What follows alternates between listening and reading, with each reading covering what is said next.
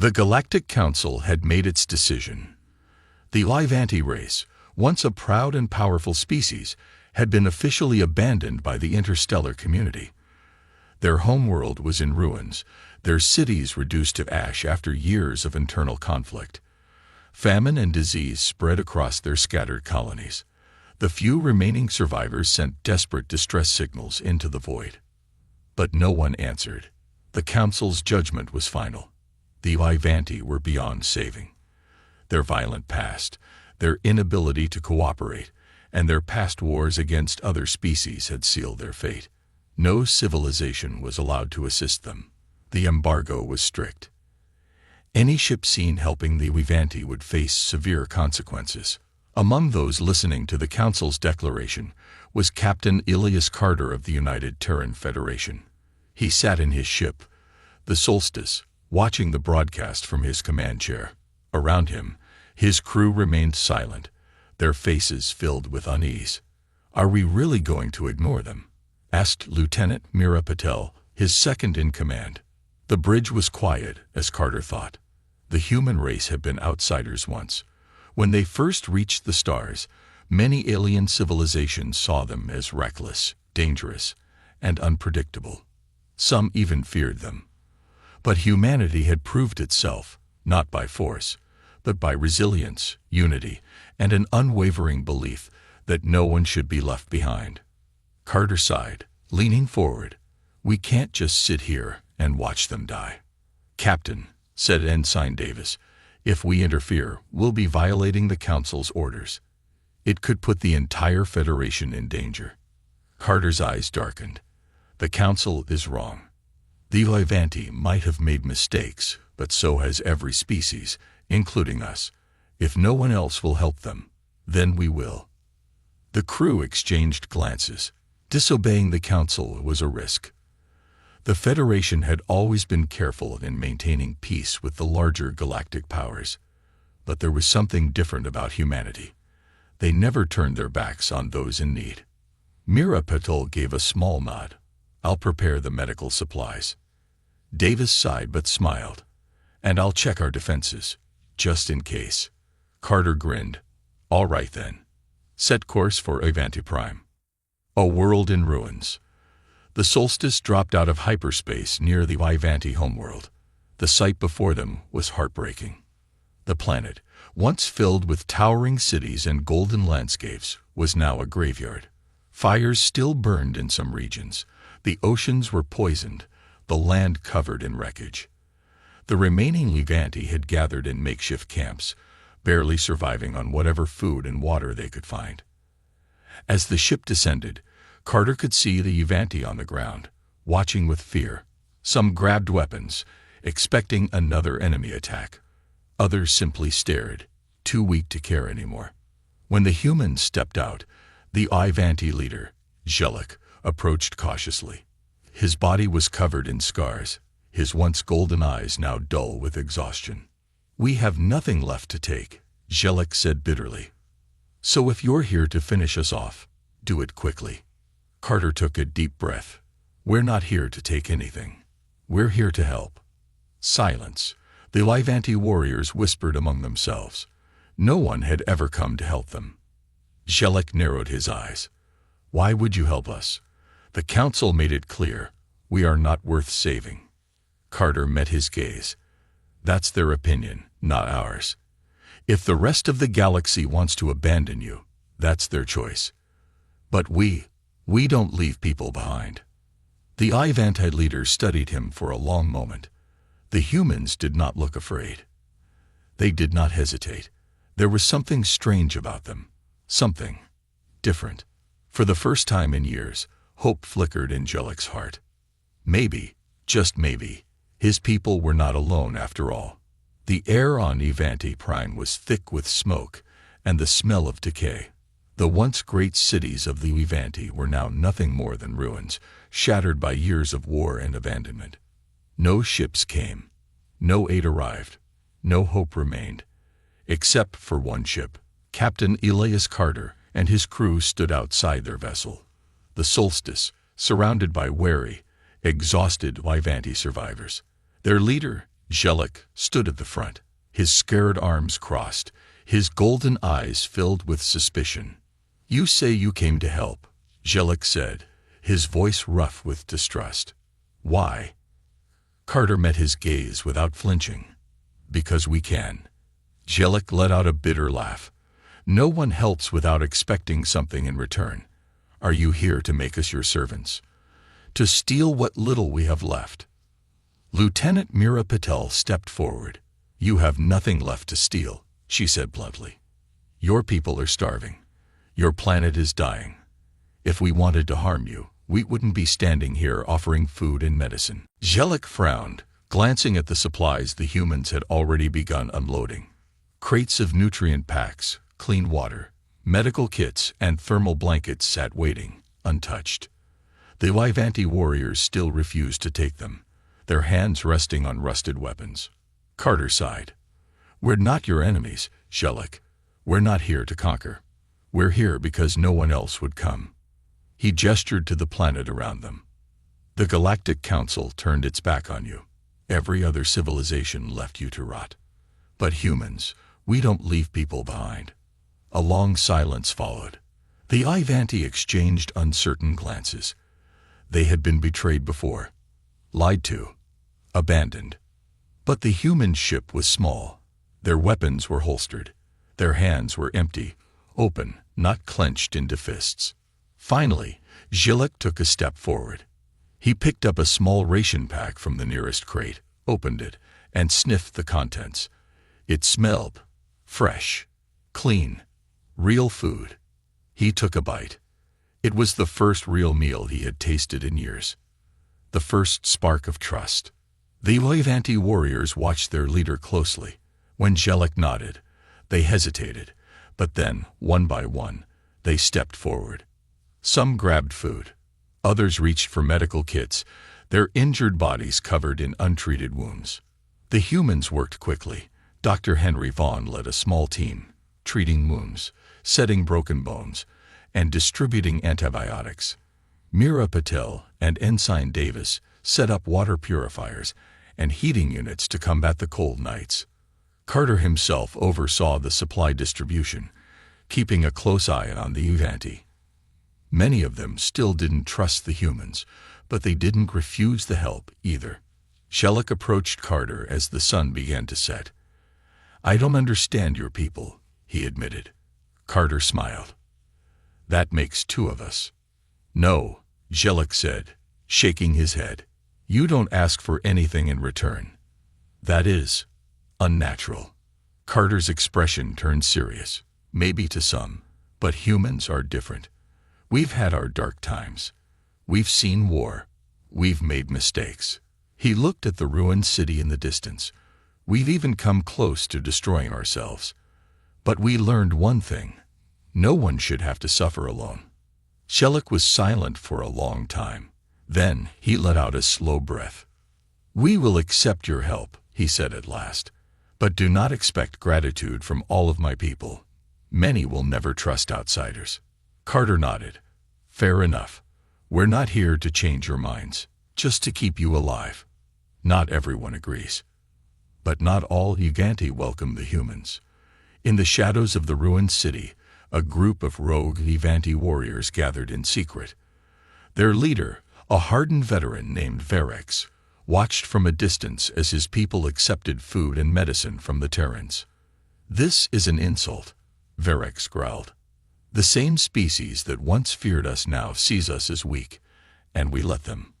One of his followers hesitated, but Captain Jellic has agreed to work with them, and they bring food, medicine. Verex bared his teeth. "A master feeds his pets before putting them in chains. We will not be pets." Another warrior nodded in agreement.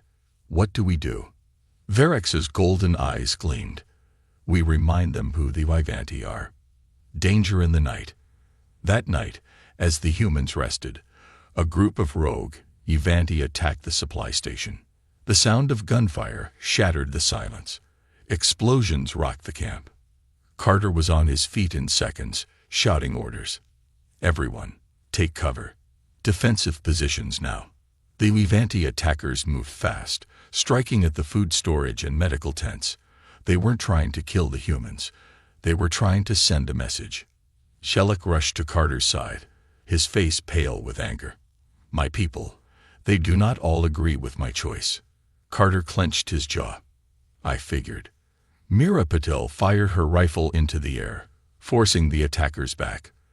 The Solstice's defense drones activated, creating a protective barrier around the main camp. After a few minutes, the attack ended. The rogues had vanished into the ruins.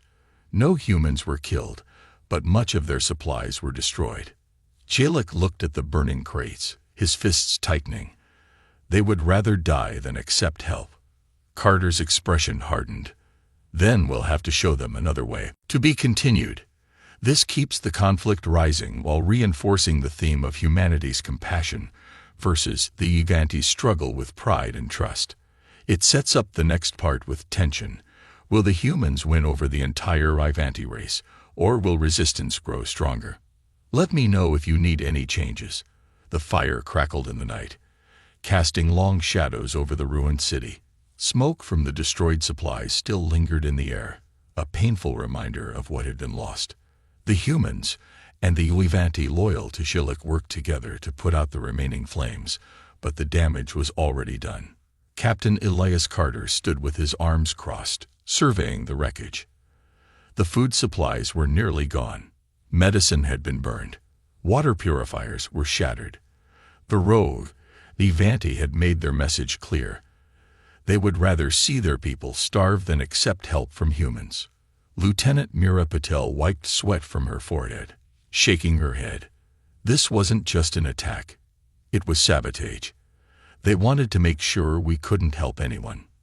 Shellick stood beside her, his golden eyes dark with frustration. They are my people, but they are fools. He clenched his fists. I knew there would be resistance, but this is madness. Carter exhaled slowly.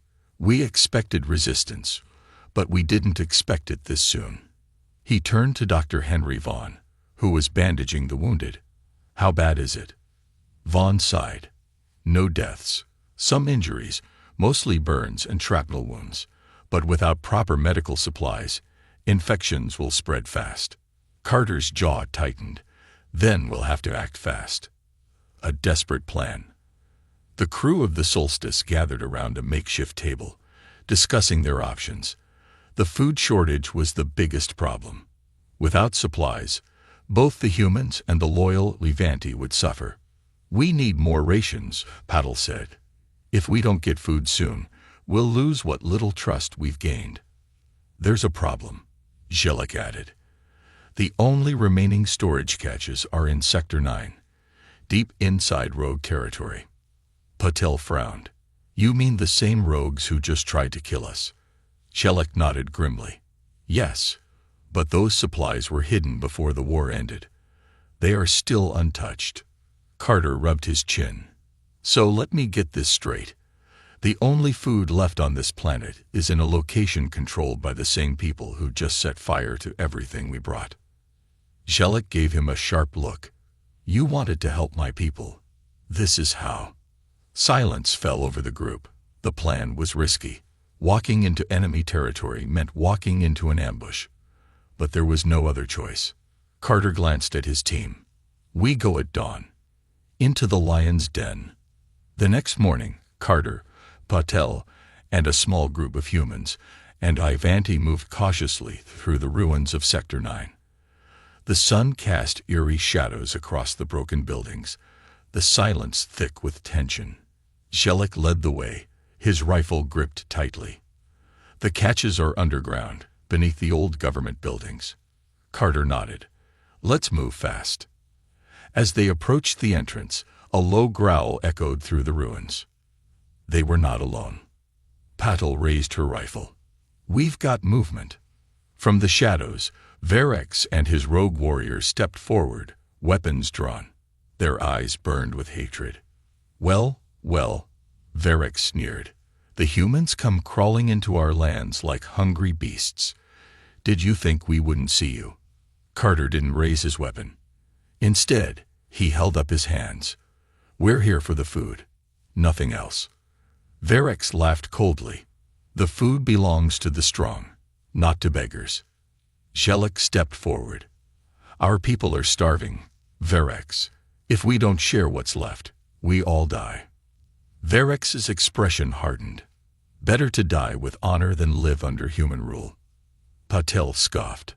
Human rule? We didn't come here to conquer you, idiot. We came because no one else would. Verex's warriors shifted uncomfortably. Some of them exchanged glances, uncertain. Not all of them shared Verex's hatred. Some simply wanted to survive. Carter saw the hesitation and seized the moment. Listen to me, he said, his voice firm but calm. You don't have to trust us, but if we don't work together, there won't be any Wyvanti left to fight for. Verex growled. I would rather die than take orders from a human. Carter stepped closer. Then don't take orders. Take a choice. He pointed at the ruins behind him. Look around you, Verex. Look at what's left. This isn't about pride anymore. It's about survival. The rogue warriors murmured among themselves. Some of them were starving. Some of them were injured. Some of them had families still clinging to life. One of them, a young warrior named Karvik, took a deep breath. What if we let them take only some supplies, just enough to feed the children and wounded? Verex's expression darkened. You would side with them. Karvik hesitated, then met Verex's glare. I would side with life. More warriors nodded. The tide was shifting.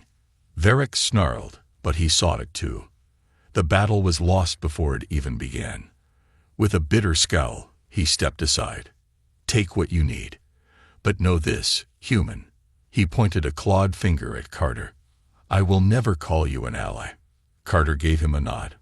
I don't need you to. I just need you to stay alive. A fragile alliance. The humans and the loyal Ivanti quickly loaded as many supplies as they could carry. It wasn't much, but it was enough to last a few more weeks. As they left, Jellic glanced at Carter. You took a big risk. Carter smirked. I like to gamble. Jellic chuckled. Then let's hope your luck holds. But as they disappeared into the ruins, Verex watched them go with cold eyes. This was not over. The return to the human camp was quieter than expected. The team carried as many supplies as they could, but the encounter with Verex had left an uneasy tension in the air. They had won the argument, but the war for trust was far from over. Captain Elias Carter walked beside Jellic, scanning the ruins around them. Every shadow felt like a potential ambush. The rogues had let them go, but for how long? Behind them, Lieutenant Mira Patel whispered to Dr. Henry Vaughn, I still don't trust those guys. They let us take the food too easily. Vaughn adjusted the strap of his med kit. They didn't have much of a choice. Half of them were starving. Patel frowned. That's what worries me. Desperate people do dangerous things. Jellic glanced at Carter. She's not wrong. Verex won't accept this outcome. He will strike again. Carter sighed. Then we'll be ready. A divided camp. Back at the human base, the arrival with supplies brought relief, but also new tension. As soon as the team returned, some of the Wyvanti refugees looked at them with suspicion. Why had the rogues allowed them to leave unharmed? What kind of deal had been made? An old Wyvanti elder, Tadric, stepped forward. His golden eyes narrowed at Jellic. You brought human food, but at what cost? Jellic clenched his jaw. We took what was necessary. Nothing more. Tadric scoffed. And you think Verex will forget this insult? You have made things worse. A murmur spread through the gathered Ivanti. Some were grateful for the food. Others feared retaliation. Carter stepped forward. Listen to me. If we do nothing, you starve. If we fight each other, you starve faster. We are here to help, not to rule. If Verex wants a war, then let him be the only one fighting it. The Ivanti looked at him, uncertain. They wanted to believe, but belief was not so easy. Jellic turned to them, voice firm. These humans saved us when no one else would. If you cannot trust them, Then trust me. There was silence. Then, slowly, some of the Ivanti bowed their heads in agreement. It wasn't much, but it was a start. A warning from the shadows. That night, Carter sat outside his tent, cleaning his weapon. The camp was quiet, too quiet. Footsteps approached.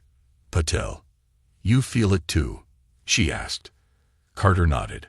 Something's coming. Patel crossed her arms. I don't like sitting around waiting to be stabbed in the back. Before Carter could respond, a rustling sound came from the edge of camp.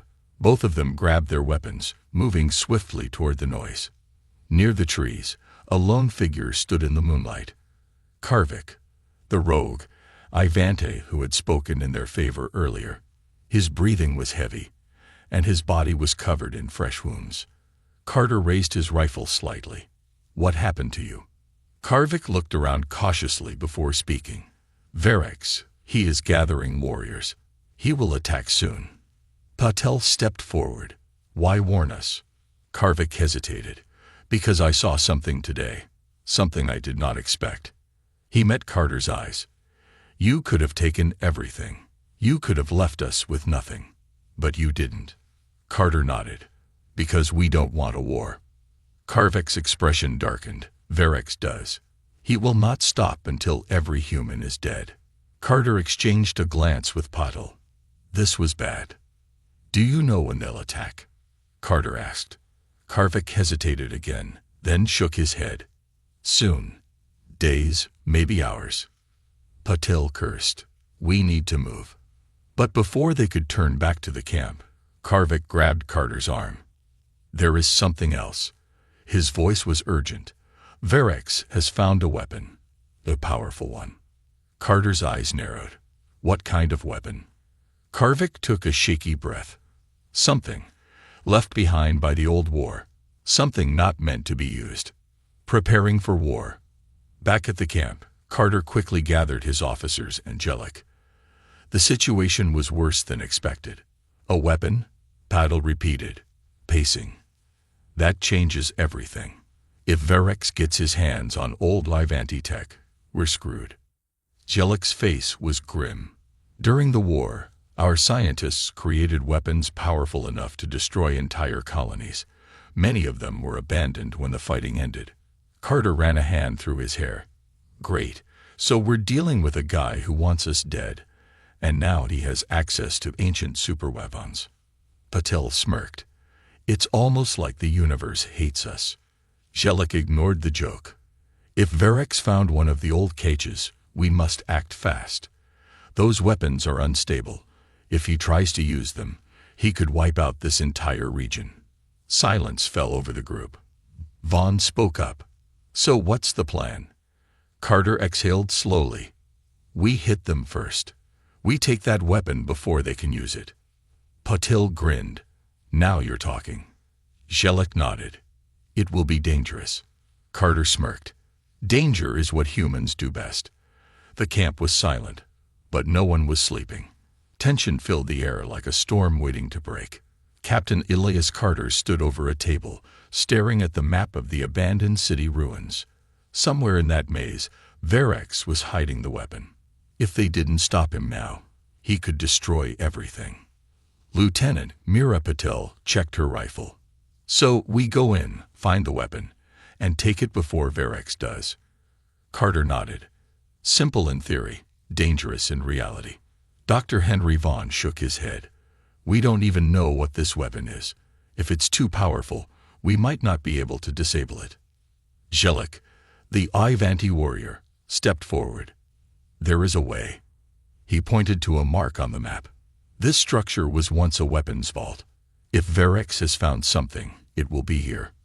Carter studied the location. How well guarded do you think it is? Karvik, the rogue, Ivanti, who had warned them, spoke. Verex will have his best fighters there. He knows the humans will try to stop him. Patel smirked. Then let's not disappoint him. Into the ruins. The team moved fast, slipping through the city ruins under the cover of night. Broken buildings loomed over them, their shattered windows like hollow eyes. Carter led the way, his rifle steady. Every step was careful. Every shadow could be a threat. Zhillik suddenly raised his hand, signaling the team to stop. His ears twitched. "We are being watched." Carter nodded. "Move in pairs. Keep your eyes open." As they advanced, a small sound echoed through the ruins.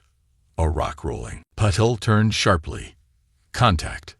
Before she could fire, a group of Verex's warriors leaped from the shadows. Gunfire erupted, the air filled with flashing lights and the sharp crack of weapons. Carter dropped behind cover, taking out an enemy with a clean shot. Patil fought beside him, her movements quick and precise. Zhillik engaged 2 warriors at once, his alien reflexes allowing him to dodge their attacks. His blade flashed, and the enemies fell. Karvik pulled out a pulse grenade, throwing it into a group of enemies. A bright flash, then silence. The battle was over as quickly as it had begun. Patil exhaled. That was just a scouting group. The real fight is still ahead. Carter nodded. Then let's not waste time. The vault. They reached the weapons vault just before dawn. It was a massive structure, half buried in rubble. Steel doors stood at the entrance, old but still strong.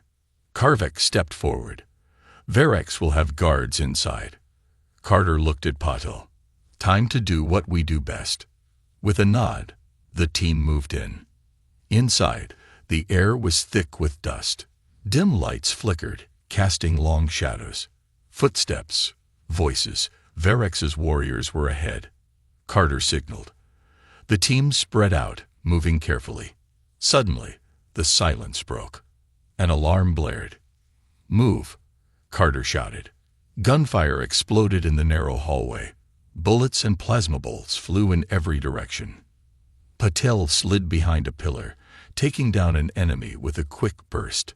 Zhillik engaged in close combat, his strength overwhelming his opponents. Carter pushed forward, leading the charge. Through the chaos, they reached the main chamber. There, standing before a large metal crate, was Verex. His eyes burned with rage.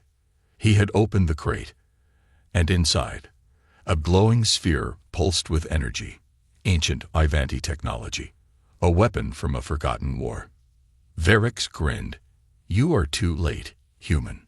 Carter raised his rifle. "Step away from the weapon." Verex laughed. "Why would I? With this, I will reshape this world." Zhillik's voice was urgent.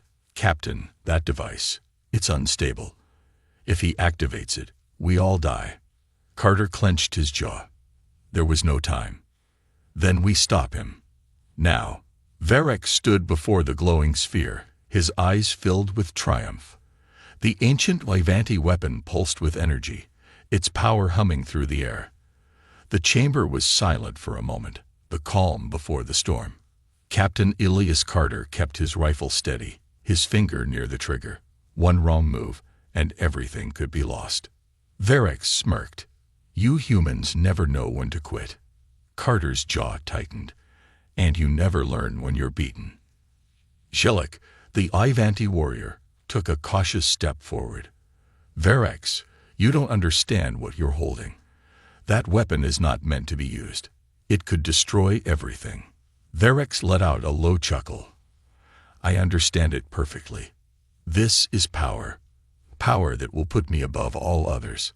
Dr. Henry Vaughn whispered, "Captain, we have to stop him before he activates it." Patil tightened her grip on her weapon. "Then let's take him down before it's too late." The fight for the weapon. Before anyone could move, Verex slammed his hand onto the control panel. The sphere glowed brighter, sending out a wave of energy that shook the entire chamber. The floor cracked, and dust fell from the ceiling. A high-pitched alarm blared through the room. Something was wrong. Karvik, the rogue Ivanti, growled. "He's losing control of it." Carter didn't wait. He fired first. The shot hit Verex's shoulder, making him stumble back. "Kill them," Verex roared. His warriors charged forward. Gunfire erupted. The room became a battlefield. Zhillik moved like a shadow, his blade flashing. He cut through the enemies, dodging plasma bolts with unnatural speed. Patel fired her rifle with deadly accuracy. "Stay away from that console," she shouted, shooting down anyone who got too close. Karvik tackled a guard, knocking him to the ground. He grabbed the enemy's weapon and used it against him. Carter rushed toward Varix, dodging attacks. He had one goal: stop the weapon. Varix snarled, raising his plasma blade. He swung at Carter, but Carter blocked it with the barrel of his rifle. Sparks flew. "You can't stop me," Varix growled. Carter shoved him back. "Watch me." A desperate gamble. Dr. Vaughn checked the readings on his scanner. The weapon was reaching critical levels. "Captain," he yelled, "it's unstable. If we don't shut it down, it will explode." Carter knew what he had to do. He couldn't let this weapon destroy everything. He dodged another attack from Varix and slammed his elbow into the alien's face. Varix stumbled back, blood dripping from his lip. Carter turned to Jellic. "Can you disable it?" Jellic hesitated, then nodded. "But I need time."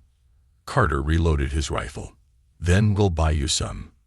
Turning the tide, Patil and Karvik pushed forward, forcing the remaining enemies back. The fight was brutal, but the humans and their Revanti allies refused to fall. Karvik grabbed a fallen enemy's grenade. "This will clear a path." He threw it toward a group of Varix's soldiers. A bright flash, then silence. The enemy forces were weakening, but Varix was still standing. "You think you can win?" Varix growled, his eyes burning with hatred. Carter raised his rifle. "I don't think. I know." Varix lunged at him with his plasma blade. Carter dodged, grabbed Varix's arm, and twisted. The alien roared in pain as the weapon fell from his grasp. Carter punched him hard, sending him crashing to the floor. Varix didn't get up, stopping the weapon. Jellic worked fast, his fingers flying across the ancient control panel. The weapon pulsed violently. The energy inside it was becoming unstable. "Almost there," Jellic shouted. The entire chamber trembled. If the weapon exploded, it would take the entire city with it. Carter and Patil stood ready, guarding Jellic as he worked. Then, a final click. Jellic stepped back. The sphere's glow dimmed, then faded completely. The weapon was deactivated. For a moment, no one moved. Then Patil let out a breath. "We did it." Victory and consequences. Karvik checked the unconscious Varix. "He's alive." "Barely." Carter looked at the fallen leader. "He'll face justice for what he's done." Jellic nodded. "The Uvanti people will no longer follow him. His reign is over." Dr. Vaughn sighed. "And that weapon? What do we do with it?" Carter stared at the darkened sphere. This much power was too dangerous. "We destroy it," he said. "For good." Patil smiled. "Now that's a plan I can get behind." The battle was over, but the war for the Uvanti's future had just begun. The battlefield was silent now. Smoke and dust filled the air, but the fighting had stopped. The ancient Uvanti weapon, once glowing with dangerous energy, was now nothing more than a lifeless sphere. It was over. Captain Elias Carter looked around. His team had survived. Patil was helping Karvik up. Vaughn was checking on the wounded, and Jellic stood over the unconscious body of Varix, his face unreadable. "This war ends today," Carter said. "No more destruction. No more fear." Jellic nodded. "The Uvanti people will finally be free." The fate of Varix. Varix groaned, his eyes slowly opening. He tried to move, but Karvik pressed a heavy hand on his chest, keeping him down. "You lost," Carter said simply. Varix's golden eyes burned with fury. "You think this changes anything? The other warlords will never accept peace." Patil scoffed. "They don't have a choice. Without you, they have no leader." Jellic took a deep breath. "Varix will face trial. We will show the people that his way leads only to ruin." Carter crossed his arms. "And if they still choose war?" Jellic met his gaze. "Then we will fight, not with weapons, but with truth. The people are ready for something new. Varric snarled but said nothing. He knew he had lost. Destroying the weapon. Dr. Vaughn examined the dead sphere, his fingers running over its smooth surface. We need to make sure no one ever tries to reactivate this thing. Carter nodded. Any ideas? Karvik grinned. I still have some explosives left. Patel chuckled.